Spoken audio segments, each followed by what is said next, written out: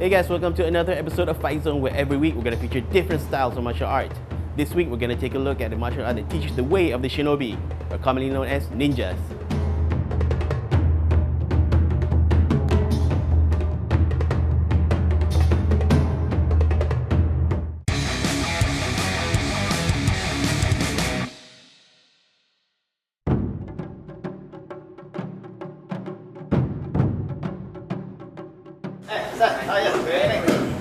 I'm from Astro. Okay. Yes, I'm doing Ninjutsu, yes. Okay, so if you don't mind, can you show me? Yes, no problem. Yeah, welcome to China. Okay.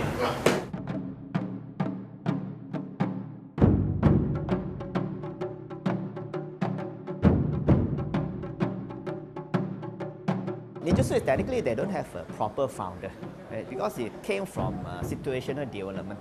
For example, maybe a country when they go to war, they need spies.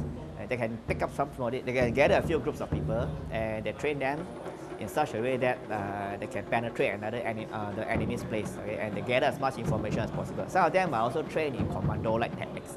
So there's no proper founder actually. But for of course, as time passed by, some of those who train in this military or this spying arts later, they develop their own system of doing things. So in our own style, for example, the Bujinkan style, they are trained in ninja schools. And one of them, the more famous one, is the Towa Kureryo. The Towa Kureryo, they have more proper self-defense skills. So, for our Towa Kureryo style, there's a founder. And the founder technically is a Japanese man who lost in the war. And he met somebody from China who trained him in all sorts of systems. All sorts of fighting systems, from philosophy, magic tricks, and self-defense. So this one becomes a Towa Kureryo style.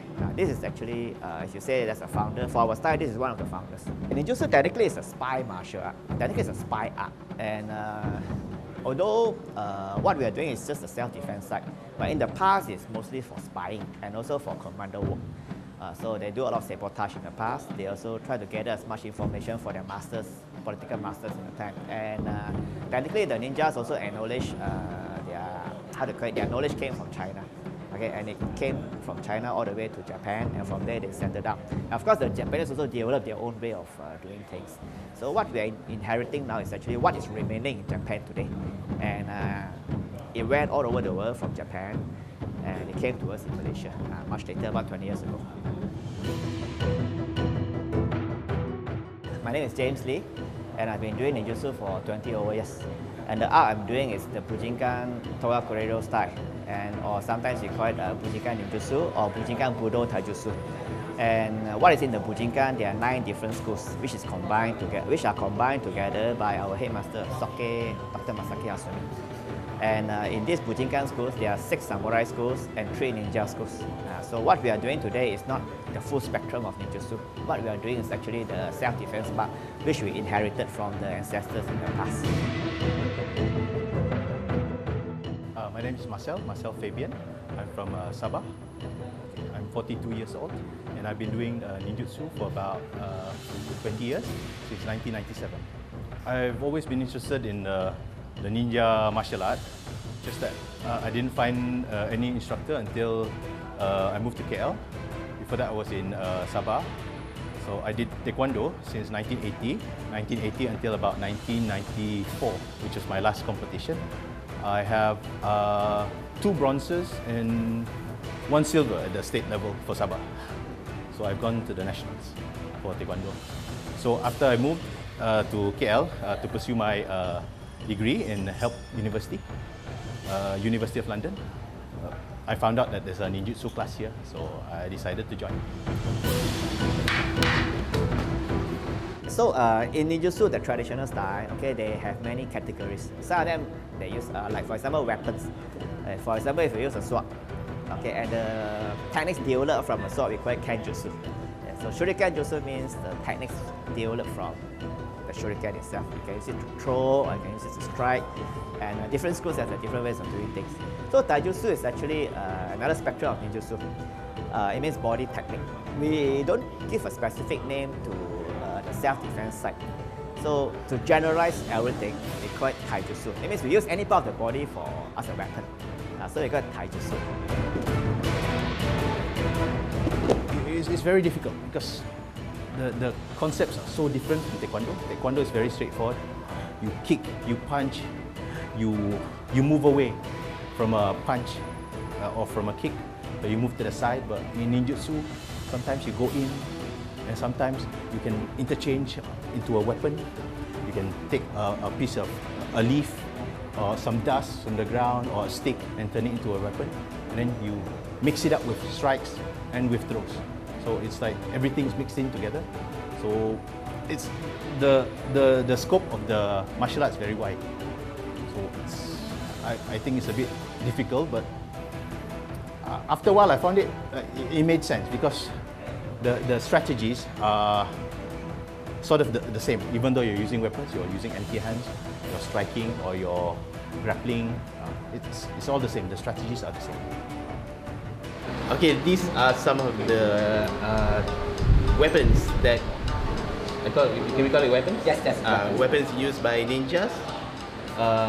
For example, like the Star Shuriken, and this one is called A bow shuriken. A bow shuriken, and this one is A Tetsubishi. yeah. So these are some of the weapons that are used by ninjas to so they can throw, like you've seen on TV and in films. So to know more, maybe we can have Sensei James to explain. This is called a Star Shuriken. Yes, it's a Star Shuriken. Can you explain one? Okay, yeah, Star Shuriken. Normally, if you watch TV or if you watch movies, this is what usually the ninjas will use to throw. Okay, but to a ninja, this is not only something you can throw, so you can use it for striking as a hidden weapon. You can use it as an ornament. Okay, like a jewelry. Okay, you can use it to dig the ground, to make a hole, to hide something also. Okay, and this is a bow shuriken. So it's the same function as the Star Shuriken, but it's more hidden. You can hide it somewhere easily. Okay, you can hide it under, in the belt sometimes. Okay, and sometimes it's smaller and sometimes it's longer, depending on the situation. And you also use it for striking or fighting. So this sharp? Yeah. No, it's not sharp. It's not sharp yet. No need to be sharp. No need to be sharp. Very sharp. Because why? Because normally, if you sharpen it, when you fall, you're blunt. You go blunt. But the thing is, when this side is blunt, the other side is always sharp. It still hurts. That's the idea. So every time you drop, it's better. You sharpen itself. So what about this? This is cow props. If the enemy is chasing you, you just throw it on the ground. So they step on it. They step on it, and it's very, very painful. This is another way. Okay, so no matter how you step, something will come up. So this is another type of cow props. So this looks like the nails, the normal nails that we use. Or any piece of metal. Or any piece of metal. So we can make it ourselves. Yes, you can make it yourself. It's not very hard. It's just a bit of strength. And this one not only you can put on the ground, you can throw. Sometimes you can take a bundle and then you can throw it at enemy. So would you like to demonstrate? Yeah, sure. Please. Some of the maybe the shuriken. Okay. I give the bow shuriken. But this one is a bit hard. Sorry.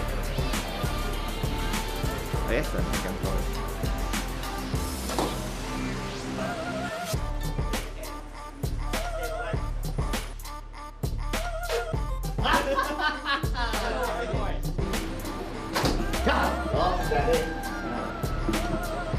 Strong, very strong. Ninjutsu doesn't mean just fighting.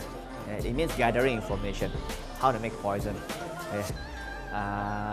how to sabotage an enemy's camp. Okay, technically, this is the full spectrum of ninjutsu. But today, the modern ninjas are technically the commandos today, who are trained by governments. Right? So they have their own self-defense, of course, in a modern form.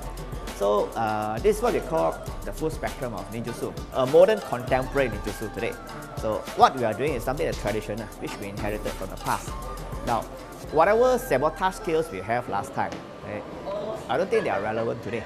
Because most of the technology they used in the past, like smoke bombs, gunpowder, how they throw shurikens, and these are a bit irrelevant for today's contemporary world. But the self-defense is still very relevant. The self-defense, like how you defend yourself, how you assist your family when you get attacked, these are still relevant. So we concentrate on this segment. In reality, the ninjas are not invincible. Not that invincible. They can't handle 10 guys at the same time. Impossible. They're just as any other normal human being. So they have to use a lot of fakery, and they have to be extremely smart, and they have to think a lot of strategies to get things done.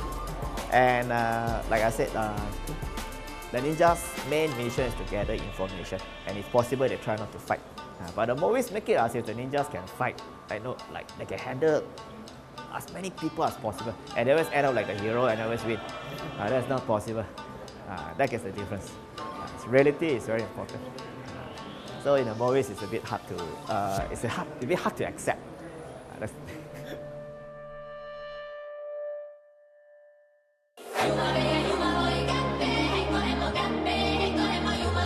I'll be doing uegako inside your slot.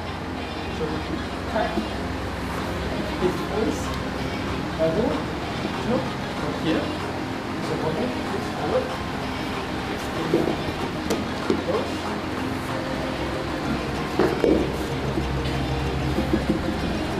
So the second will keep time. Lock, hit, elbow, use the face, from here. He's off balance. Grab hold of the wrist. Close the body.